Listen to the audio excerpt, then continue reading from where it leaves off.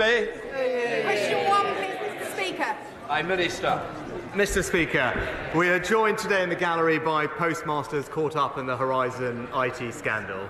It is one of the greatest miscarriages of justice in our history, and that is why we have introduced a bill to quash convictions, delivered schemes to ensure swift compensation, and established an independent inquiry.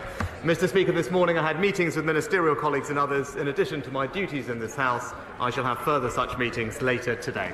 Sir Lane Saxon. Mr. Speaker, does my right honourable friend agree towns like Barnstaple, the main transport hub in North Devon, serving hundreds of square miles, should have a fully functioning bus station, as Lib Dem run North Devon Council has not reopened now since the pandemic, leaving residents out in the cold with no public facilities? As people start to feel the difference with tax cuts and falling inflation, does he agree we should be making it easier for people to use the bus, come to town and support Barnstable's local economy? And will my right honourable friend join me in calling on the Lib Dems to get on with reopening the bus station? Well, Mr. Speaker, we know how vital bus services are for communities right across the country. That's why we're providing Devon with £17 million to deliver better bus services, and we introduced the £2 fare bus cap. But I know my honourable friend, the Secretary of State for Transport, was recently visiting my honourable friend, seeing the benefits of reopening Barnstable bus station, and it's clear that the local Liberal Democrats should just get on and do it. We now come to the Leader of the Opposition, Keir Starmer. Can I too welcome the postmasters in the gallery in their quest for justice? And Mr. Speaker, this week we marked 35 years since the disaster at Hillsborough, and the enduring courage and determination of the families must be marked by the passing of a Hillsborough law. Mr. Speaker, we also lost Lord Richard Rosser, a lifelong member of the Labour Party. He will be greatly missed, and our thoughts are with his wife Sheena, his family and friends. Mr. Speaker, I'm privileged to be the proud owner of a copy of the former Prime Minister's new book. It's a rare, unsigned copy. It's the only unsigned copy. It's quite the read. She claims the Tory party's disastrous kamikaze budget that triggered chaos for millions was, her words, the happiest moment of her premiership. Has the Prime Minister met anyone with a mortgage who agrees? Well, Mr. Speaker, all I'd say is he ought to spend a bit less time reading that book and a bit more time reading the Deputy Leader's tax advice.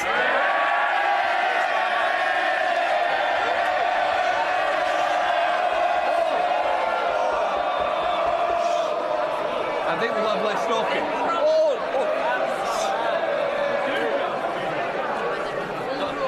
I want to get through PMQs.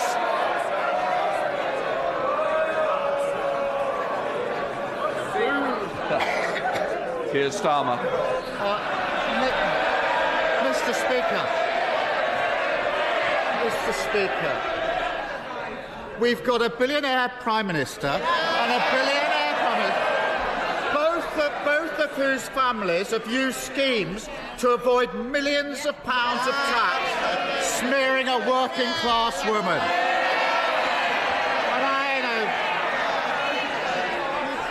And the Prime Minister, the former Prime Minister, has a long list of people to blame for the economic misery. They don't want to hear it. They made her Prime Minister, and millions of people are paying the price. She's got a long list of people to blame. She blames the Governor of the Bank of England, the Treasury, the Office for Budget Responsibility. The American President is blamed at one point. We even learned that the poor old lettuce was part of the deep state. Does the Prime Minister agree with me that it's actually much simpler than that? It was the Tories' unfunded tax cuts, tens of billions of pounds of unfunded tax cut, that crashed the economy and left millions paying more on their mortgages, wasn't it? Mr. Speaker, everyone knows that 2 years ago I wasn't afraid to repeatedly warn about what her economic policies would lead to, even if it wasn't what people wanted to hear at the time. Mr. Speaker, I was right then, but I'm also right now when I say that his economic policies would be a disaster for Britain. he would send inflation up, mortgages up and taxes up, and working people would pay the price. Well, I appreciate the Prime Minister having the stomach to say it out loud, but everyone knows it's the Tory party's obsession with wild, unfunded tax cut that crashed the economy.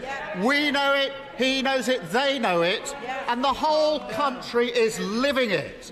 So when is he finally going to learn the lesson from his predecessor's mistakes and explain where the money is coming from for his own completely unfunded £46 billion promise to scrap national insurance? Mr. Speaker, when my predecessor was running for leader, to use his words, I did have the stomach to argue out loud about her economic policies, had the conviction to say that they were wrong. But not once, but twice, he tried to make his predecessor Prime Minister. Despite him opposing NATO and Trident, ignoring anti-Semitism and siding with our enemies. It's clear what he did. He put his own interests ahead of Britain's. I think actually when he was running for Prime Minister, for leader, he was explaining how he's funneling money from poor areas to pay it into richer areas. We know what his record is. I notice he's not denying the £46 billion promise to scrap the national insurance, but he's refusing to say where the money will come from.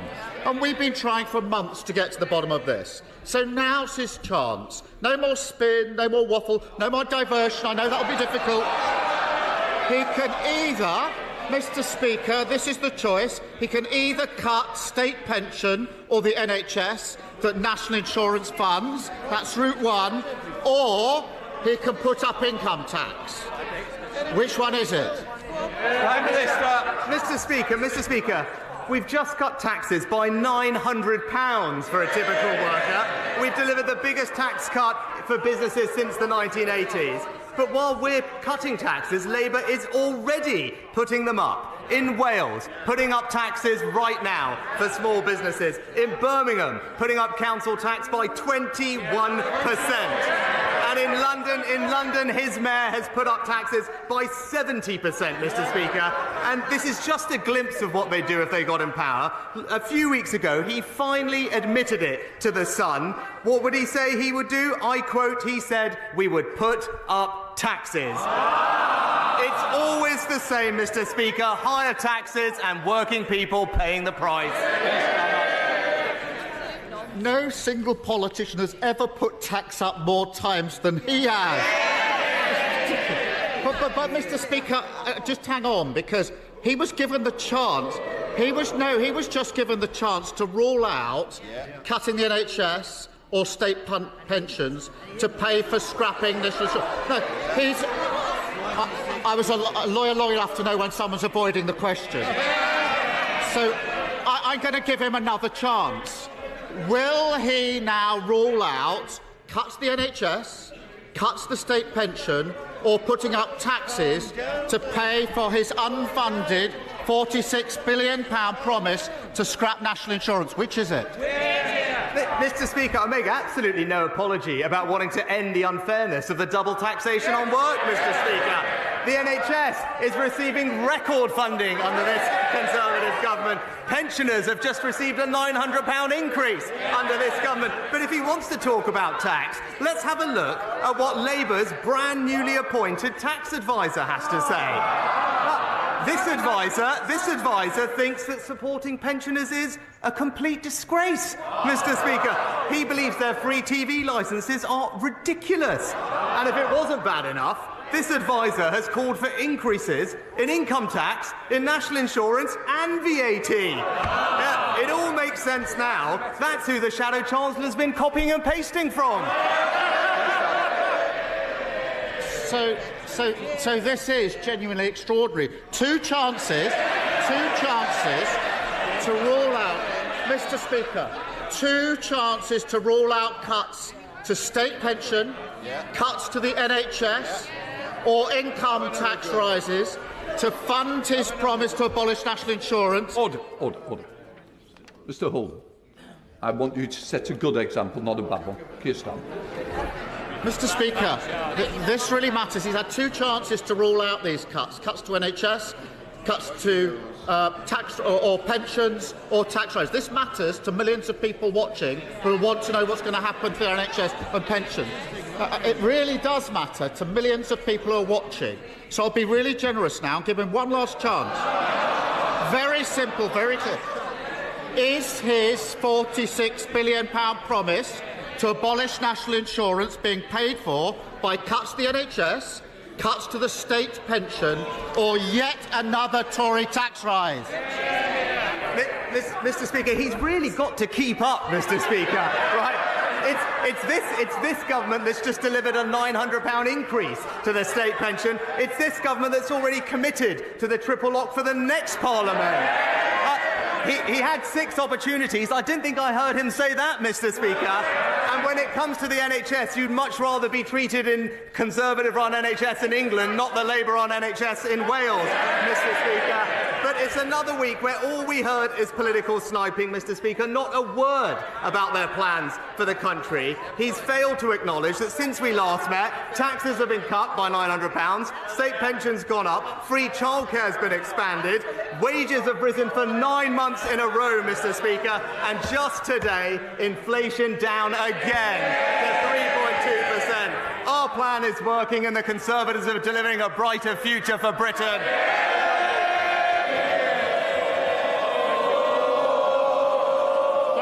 Mr. Speaker, you will not be surprised to learn that I very much welcome the £20 million allocated to Carlton in my Gedling constituency as part of the long-term plan for towns. But I'm very eager to see that this money is spent according to local wishes. I know there will be consultations following the setting up of the Towns Board, so will my right honourable friend join me in urging Carlton residents to take part in those forthcoming consultations, to make sure their voices are heard and to ensure that this money is spent where the people want? Can I thank my honourable friend for his tireless campaigning on behalf of the residents of Carlton. Our long-term plan for towns means that 75 towns across the country, including Carlton, will benefit from £20 million each to invest in their local area. But crucially, as he said, that will be in the hands of local people deciding on their priorities for the place that we live, whether it's regenerating local high streets, investing in parks and green spaces, or tackling antisocial behaviour. We're levelling up across the country, and he deserves enormous praise for his role in securing that investment. SNP leader Stephen Flynn. Thank you, Mr. Speaker. This week, a former Prime Minister who oversaw a financial crash before being unceremoniously turfed from office told the public the truth, and I'm not referring to that one, Mr. Speaker, because on Monday, Gordon Brown told the people of these Isles that the forces pulling Britain apart are greater than the forces holding it together. So maybe the Prime Minister can find some time this afternoon to perhaps agree with just one of his predecessors. Well, Mr. Speaker, where I do agree with my predecessor very strongly is that Scotland would be far stronger inside the United Kingdom. Stephen Flynn. Mr. Speaker, of course, where Gordon Brown was also correct was in stating that Scottish independence is not simply off the agenda. And indeed, those remarks were echoed just yesterday by the General Secretary of the Scottish Trade Union Congress, who stated that it remains an unresolved issue, Mr. Speaker, before going on to state, and I confirm, and they may laugh at her, but she said, that can be a very dangerous place to end up in when you are not allowing people to express their wishes in a democratic manner. So may I ask the Prime Minister, does he welcome the fulsome, wholehearted and warm support of the Labour Party in denying the people of Scotland that opportunity to have a say over their own future? Well, Mr. Speaker, we did have a democratic vote on that topic, but what I would suggest to the SNP is that rather than obsessing about independence and indeed wasting time cracking down on free speech and trying to lock up J.K. Rowling, he should focus on what the people of Scotland actually care about: schools, hospitals, jobs and our new tax cuts. Dame Andrea Jenkins.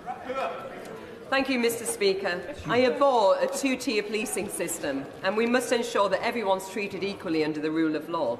The Labour Police and Crime Commissioner who investigated the Beergate scandal handed their police chief constable a new 3-year contract whilst the investigation into the Labour Party leader and deputy leader was ongoing. Now, 2 former Labour MPs are overseeing the force due to investigate the opposition deputy leader.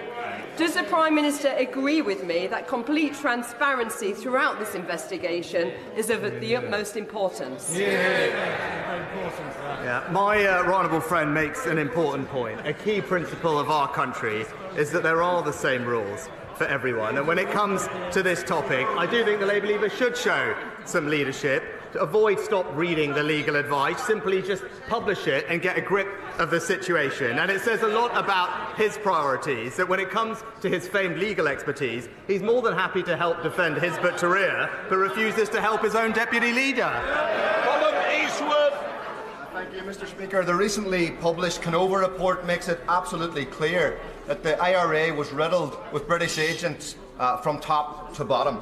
Those agents were involved in abduction, torture and murder of British and Irish citizens. The British government, successive British governments, knew all about it and did nothing. The report also calls for an apology from the government to those victims. Will the Prime Minister take this opportunity now to make that apology? Well, Mr. Speaker, as the honourable gentleman will know, this is an interim report, as the Secretary of State has laid out. We can't comment on the findings until we get the final report, but we would never condone wrongdoing where there is evidence of this. But I will say this also, because it's not said enough. The overwhelming majority of the police, armed forces and intelligence services served with great distinction. They defended democracy in the face of some horrendous violence, and without their service and their sacrifice, there would have been no peace process. They helped ensure that the future of Northern Ireland will never be decided by violence, but by the consent of its people. Sir Simon Clark. Thank you, Mr. Speaker. Does my right honourable friend agree with me? We don't agree on everything, but we do agree on this, that if anyone wants to see why this government has introduced strong mayors, they need only look to Ben Houchen in the Tees Valley. Because from saving our airport to introducing our free port to bringing steel-making back, Ben delivers. And does my right honourable friend agree with me that the best thing that Ben has done is do this without charging any mayoral tax, which his Labour opponent would need to do to fund his unfunded spending plans? Well, my right honourable friend is absolutely right to raise the great work of Ben Houchen, and I share his concerns about the pledges of the Labour candidate. Over £130 million of unfunded spending, showing that Labour can't be trusted. And we all see the results of this, Mr. Speaker, in Labour-run Birmingham. Taxes going up by 20%. And that is the story of what Labour in local government means. Working people paying the price, and it's exactly why he and I completely agree on this. The people of Teesside should vote Ben Houchen and vote Conservative. Thank you very much, Mr. Speaker. Last year in Shropshire, 10,000 people waited for more than 24 hours in A&E. That's 10,000 people over 65 waiting on hard plastic chairs or in trolleys in our accident and emergency department. The Prime Minister tells us he's got a plan for the NHS, but what people in North Shropshire want to know is how long they are going to have to wait for him to get on and fix the issues where we are. Well, Mr. Speaker, with the record funding that we're putting into the NHS, our urgent emergency care plan is delivering more ambulances, more beds, but also faster discharge through our hospitals to speed the flow, and that plan is working. Of course, there's more to do, but this winter we saw ambulance and A&E waiting times improve from the year before for the first time in many years, and if we stick to the plan, we'll continue to deliver improvement for her constituents and everyone else. Gareth Johnson. Thank you, Mr. Speaker. Mr. Speaker, in 2010, somebody earning £15,000 a year paid £1,700 in income tax. Today, somebody earning £15,000 a year pays less than £500 of tax. So does the Prime Minister agree with me that this has helped create jobs, growth and self-reliance? My honourable friend is quite right, and because of our plan, the economy, after a tough few years, has indeed turned the corner. Inflation has fallen from over 11% to 3.2%. It's forecast to return back to target in just a few months, a year ahead of expectations. And that's why, Mr. Speaker, we've been able to cut people's taxes, a tax cut, as he mentioned, worth £900 for an average worker, which, by the way, is part of our plan to end the long-term unfairness of the double taxation on work. Thank you, Mr. Speaker. 4 years ago, my constituent Juliana was drugged and raped by her then boyfriend. After his conviction, Juliana was advised that reading a transcript of his trial would help her to come to terms with her experience. But when she requested that transcript, she was told that she would have to pay more than £7,000. Astonishingly, Juliana is not alone. I have heard about victims who have been quoted fees of up to £22,000 just to read trial transcripts that are part of their own story. Mr. Speaker, justice should not have a price tag. The Liberal Democrats' amendment to the Victims Bill would give all victims the right to read sentencing remarks and summings up free of charge. Juliana is here in the gallery today, and she asks if the Prime Minister will support that amendment. Will he look her in the eye and say yes? Mr. Speaker, I'm extremely sorry to hear about Juliana's case, and my sympathies with her and indeed her family. We are committed to improving victims' access to court transcripts to help them move on and rebuild their lives. We already offer a free service to families of homicide victims, for example, and that's why we have already committed to a one-year pilot to help identify the current demand, inform our next steps, and alongside this, we're actively looking at other options to immediately reduce the costs. James Sunderland. Mr. Speaker, Bracknell Forest Council has a particular challenge with special educational needs, and I am keen to support them. I am grateful to the Government for the recent SEND review, the significant increase in resources and the bespoke safety valve programme for Bracknell, but additional school places are needed now. Could the Prime Minister please agree today to release the funding for our new SEN units at Sandhurst and Edgebarrow schools and commit to fully funding up front our new SEN school in Crowthorne? Can I thank my honourable friend for highlighting how Bracknell Forest's local authority has worked positively with the department through the safety valve programme, and as part of that agreement, over the next few years the council will receive £16 million in extra funding to provide the vital education that my honourable friend's constituents deserve. I'm told that the department is still reviewing capital bids for the safety valve programme, but they will be in touch with local authorities directly as soon as possible. Daniel Zagler. In the exchanges earlier, we didn't hear much of a defence from the Prime Minister of his predecessor, so perhaps he could tell the House, what does he consider to be her greatest achievement? Well, Mr. Speaker, Mr. Speaker, while the party opposite were busy trying to take us back into the EU and reverse the referendum result, my predecessor was signing trade deals around the world, which have now meant, Mr. Speaker, that Brexit Britain has overtaken the Netherlands, France and Japan to become the fourth largest exporter in the world. Thank you, Mr. Speaker. My constituent, Claire Massey, and one of her two children almost lost their lives in a fire at her home in February 2023.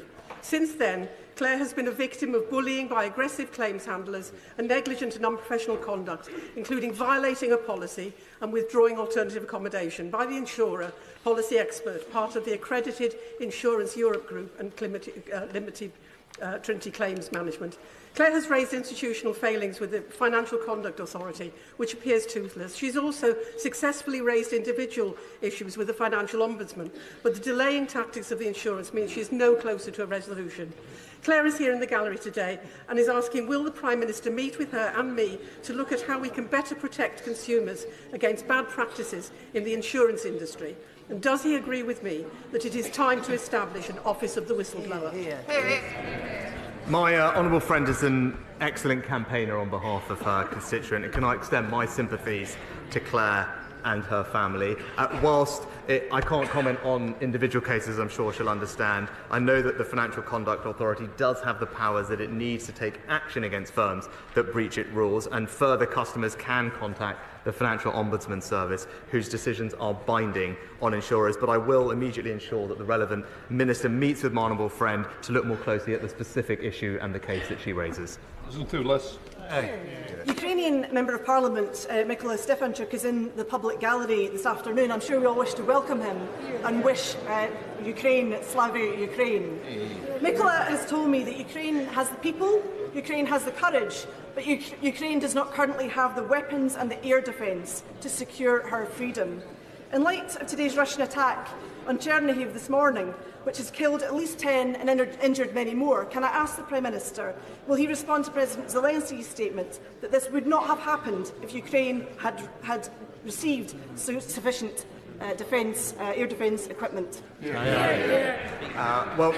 Mr. Speaker, it was a pleasure to address members of the Ukrainian Parliament when I visited Ukraine earlier this year. Indeed, it was my first foreign visit of the year. I was the first foreign leader to visit Ukraine and President Zelensky to demonstrate our strong support for the Ukrainian people at their moment of struggle against Russian aggression.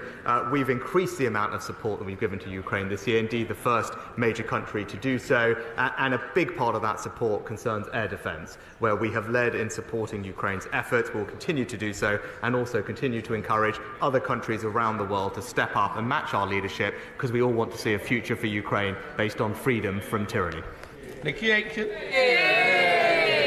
Mr. Speaker, on a recent visit to Pimlico in my constituency, the Prime Minister heard directly from local people concerned about the eye-watering rise in violent crime and robberies.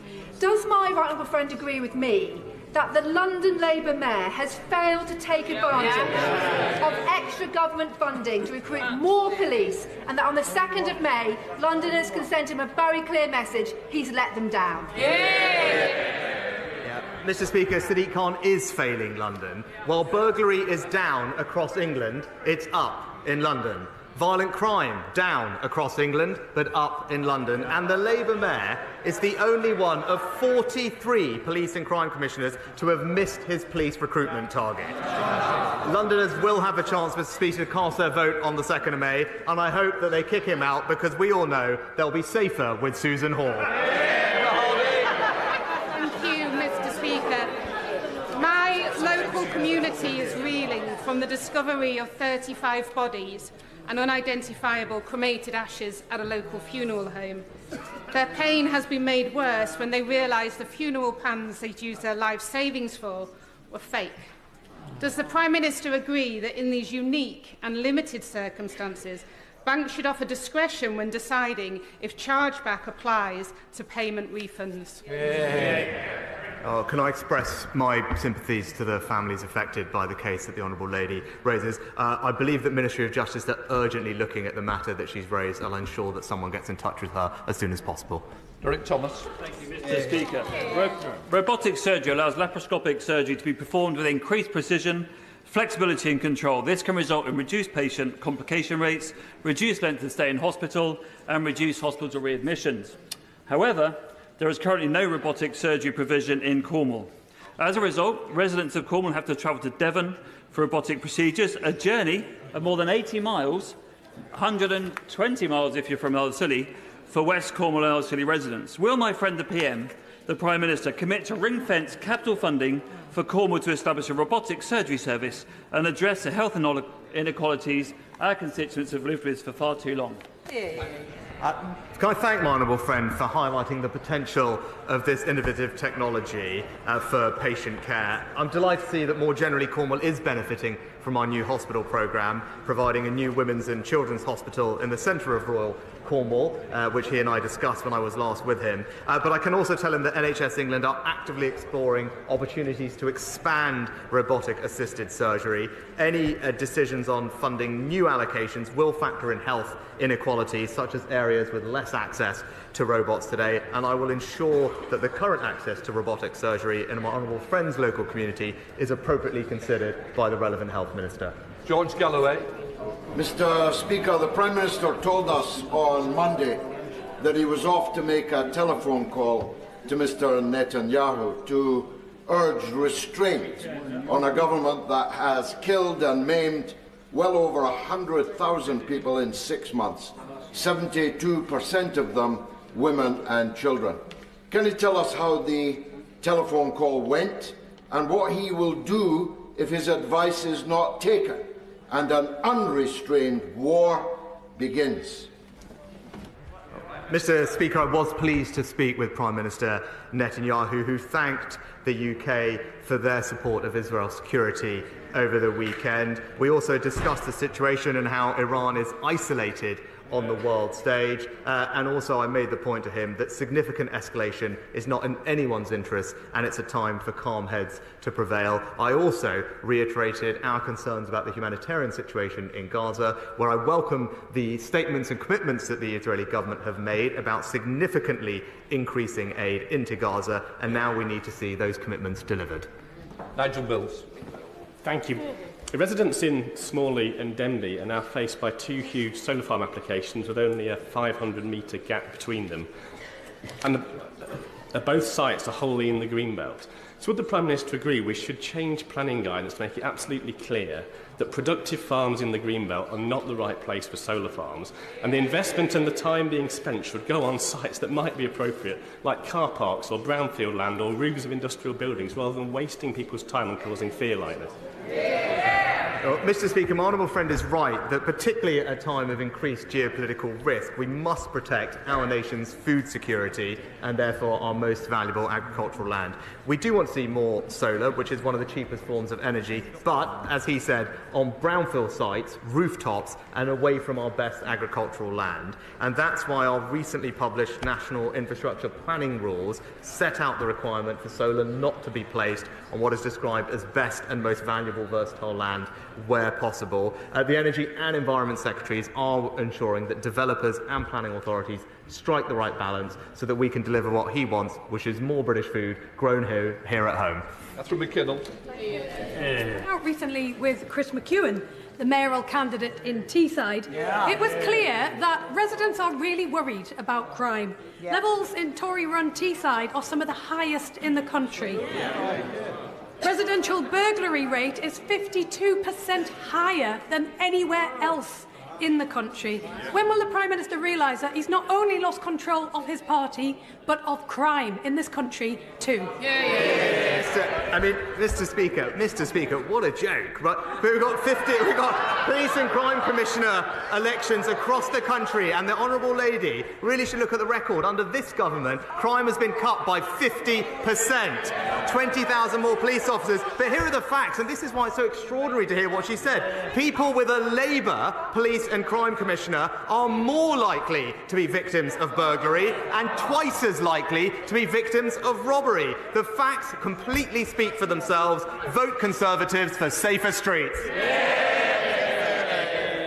Thank you, Mr. Speaker. Every month, my constituency, the Labour-run Warrington Council, spend nearly £4.5 million on interest payments to cover their £1.8 billion debt. Borrowing they've used to spend on an energy company that went bust, offices in Birmingham and Manchester, and even a business park that they purchased through an offshore company, presumably to avoid paying tax. Does the Prime Minister agree with me? It's time to send in the inspectors.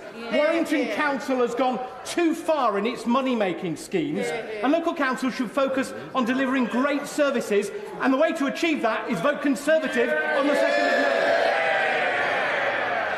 Well, Mr. Speaker, this year the government announced a further £600 million in extra funding for local councils, a real terms increase as it has done every single year of this Parliament. But we all know what happens when Labour are in charge, whether it is racking up debt in Warrington, as my honourable friend said, the 21% council tax increase in Labour-run Birmingham, or indeed slashing services in Nottingham, or, as I just said, higher crime on average in each Labour Police and Crime Commissioner area. It's crystal clear, Mr. Speaker, that whenever Labour are in charge, it's working people that pay the price. Mr. Speaker, while 64,000 people are on the waiting list for a council house in the West Midlands, families are living in hotels, in cold and damp homes and mouldy flats. The Mayor of the West Midlands, Andy Street, has built 46 social homes in 8 years. Does the Prime Minister think that is good enough? Yes. Mr. Speaker, Andy Street is absolutely delivering for the West Midlands. unlike the Labour mayor in London, he's delivered on all his housing targets, in fact. But it's the Labour-run council in Birmingham that's imposing on her constituents and others a 21% council tax rise. And what are they getting in exchange for that? 600 job losses, cuts to services, and on some streets, they're even turning off the lights, Mr. Speaker. I tell you, what Labour have done to Birmingham, the Conservatives will never let them do to Britain. Thank you, Mr. Speaker. Mr. Speaker, can I just ask the Prime Minister to thank his right honourable friend, the Secretary of State for Transport, for further meetings with Hitachi this morning, indeed with the union representatives. We're all glad to see what's happened with Alstom yesterday, but it's important that we do the same to support the factories up at Hitachi in Aycliffe. Well, Mr. Speaker, can I thank my honourable friend for his role in championing the rail industry in the UK. As he rightly said, the Department for Transport and the Secretary of State have been actively engaged with companies to ensure we have a robust supply chain. And as he knows, we're investing record amounts in rail investment, particularly in the north, and we're pleased to see that that's being delivered. Question, Nasha. Speaker. The Prime Minister is no doubt aware of the collapse of SSV law, and many constituents, including hundreds in my constituency, have been affected and have bills of hundreds, up to hundreds of thousands.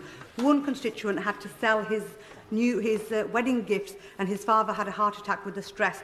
People are having to pay, literally raid their pension pots and getting bills and bailiffs knocking on the door. Will the Prime Minister meet with me and my constituents, representatives of the collapse of SSB law, and make sure the government responds to something that is an injustice that's happened to people across the country? Well, Mr. Speaker, I'm sorry to hear about the situation impacting the Honourable Lady's constituents. I'll be more than happy to make sure the right Minister looks into it and we get back to her as soon as possible. That completes Prime Minister's questions.